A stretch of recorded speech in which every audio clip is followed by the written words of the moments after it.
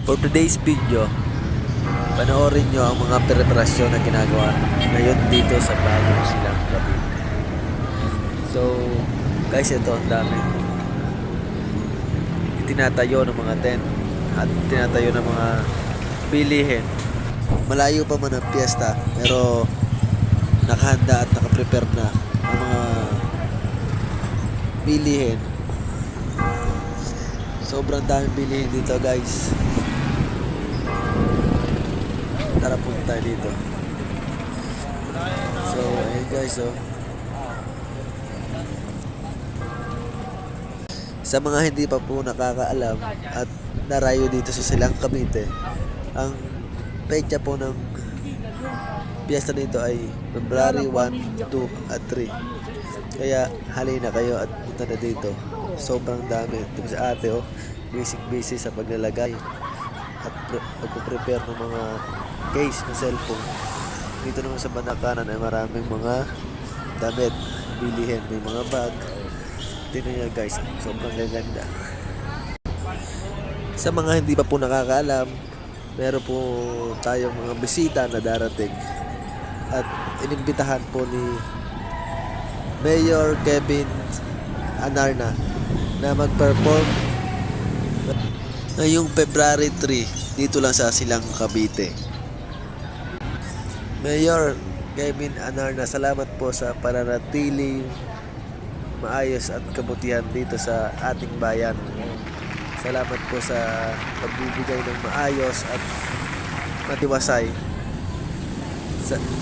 Saludo po kami sa inyo, Mayor. Salamat po sa pagmamahal nyo sa ating bayan dito sa Silang Cavite. So guys, ito na nga tayo at magkanakatakad pa at magtitingin kung anong meron pa dito. Pero sa araw na ito ay talagang preparasyon lang ang ginagawa muna ng mga tindero dito dahil pinaghahandaan na talaga nila ang araw ng kapistahan dito sa bagong Silang Cavite. Ayan po guys, madami po ang bilihin. Wala pa man ng piyesta pero madami talaga ang mga bilihin dito. Kaya kung yung mga gusto pumunta, halina kayo at pumunta na tayo dito. Sigurado kung matutuwa kayo at isama nyo rin ang mga anak nyo. So ayun guys, malayo na ang ating narating pero ganun at ganun pa rin. Ang daming mga bilihin. Talagang maganda. So ayan, oh, mga busy silang lahat.